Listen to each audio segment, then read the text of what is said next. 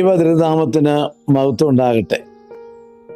ഏറ്റവും അനുഗ്രഹിക്കപ്പെട്ട ദൈവ മക്കളെ, ഈ വിശുദ്ധ നോമ്പിൽ ദൈവമക്കൾ ചിന്തിക്കുകയും പ്രാർത്ഥിക്കുകയും ഒക്കെ ചെയ്തുകൊണ്ടിരിക്കുന്നതുകൊണ്ട് ദൈവത്തെ സ്തുതിക്കുന്നു.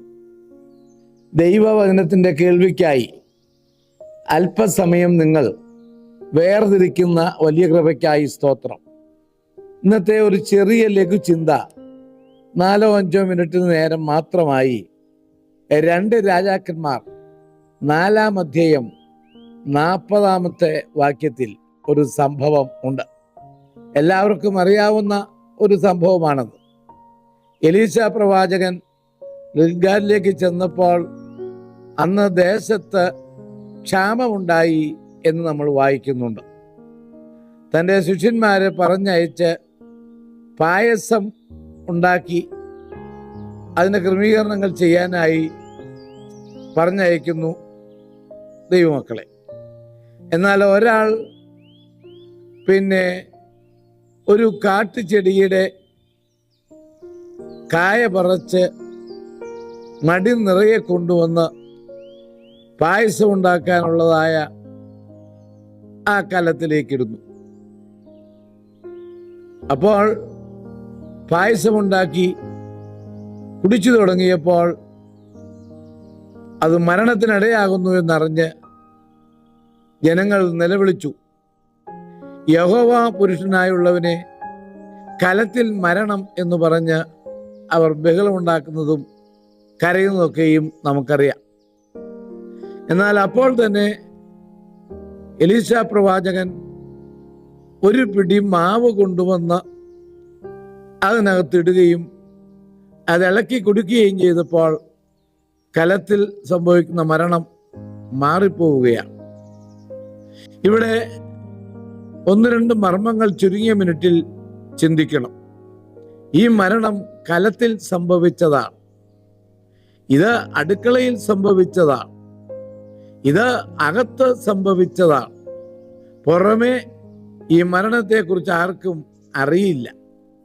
എന്നാൽ അകത്ത് മരണം സംഭവിച്ചിരിക്കുന്നു.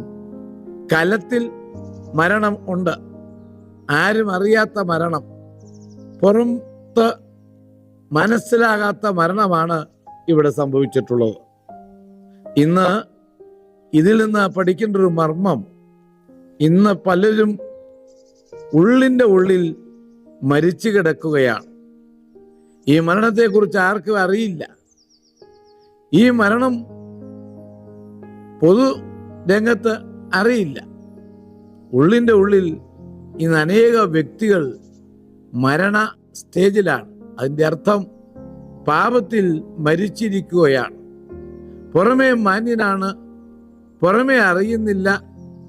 തൊട്ട് പുറത്തു നിന്നവർക്ക് പോലും അകത്ത് സംഭവിച്ചത് എന്താണെന്നറിയില്ല.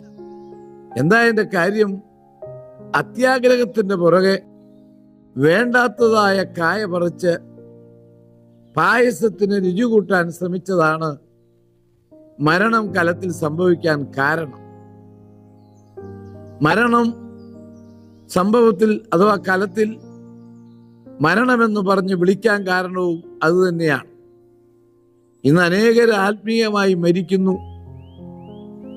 പാപത്തിൻ്റെ പുറകെ ഓടുന്നത് കൊണ്ട് അവിഹിതമായി വാരിക്കൂട്ടാൻ നേരായ മാർഗം ഉപേക്ഷിച്ച് വളഞ്ഞ മാർഗത്തിൽ അത്യാഗ്രഹത്തോടു കൂടി ജീവിതത്തിൽ പലതും ചെയ്തു തീർക്കുമ്പോൾ ആത്മീയമായ മരണം സംഭവിക്കുകയാണ്. എന്നെ കേൾക്കുന്ന അനുഗ്രഹിക്കപ്പെട്ടവരെ, ഇതൊരു പക്ഷേ കൂടെ നിൽക്കുന്നവർക്ക് പോലും അറിയില്ല. ഭർത്താവിൻ്റെ ആത്മീയ മരണം ഭാര്യ അറിഞ്ഞുകൊള്ളണമെന്നില്ല. ഭാര്യ ആത്മീയമായി അധപ്പതിച്ചിരിക്കുന്നു എന്ന് തൊട്ടടുത്ത് നിൽക്കുന്ന ഭർത്താവിനും അറിയണമെന്ന് നിർബന്ധം ഇല്ല. അതുകൊണ്ട് ഈ മരണം ഒഴിവാക്കാൻ പ്രവാചകൻ കൽപ്പിച്ചത് ഒരു പിടി മാവ് കൊണ്ടുവരാനാണ്.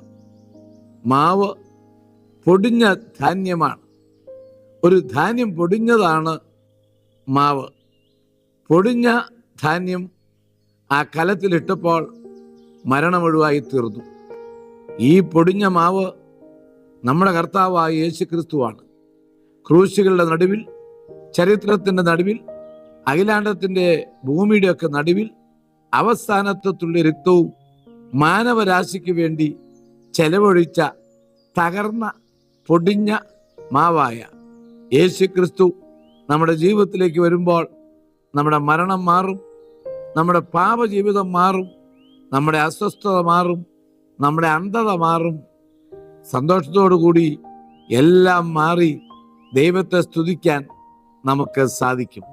അതുകൊണ്ട് ഇന്ന് കലത്തിൽ മരണം സംഭവിച്ച, ഉള്ളിൽ മരണം സംഭവിച്ച, ആരും അറിയാത്ത രഹസ്യ ജീവിതത്തിലുള്ള വീഴ്ചകൾ, താഴ്ചകൾ ഒഴിവാക്കി മറ്റുള്ളവന്റെ മുമ്പിൽ മാന്യത നടിച്ച് ഉള്ളിൽ മരണം ബാധിച്ച് കിടക്കുന്ന ആരെങ്കിലും എന്നെ കേൾക്കുന്നെങ്കിൽ ഭയപ്പെടേണ്ട. യേശുക്രിസ്തു ആകുന്ന പൊടിഞ്ഞ മാവ് നമ്മുടെ കലത്തിൽ, നമ്മുടെ ജീവിതത്തിൽ, നമ്മുടെ ഹൃദയത്തിലേക്ക് വാരിയിടാം. അതോടുകൂടി പുതിയ സൃഷ്ടിയാകാൻ കഴിയും. ഈ നോമ്പിൽ പുതിയ സന്തോഷം അനുഭവിക്കാനും നിങ്ങൾക്ക് സാധിക്കട്ടെ. ദൈവം നിങ്ങളെ അനുഗ്രഹിക്കട്ടെ.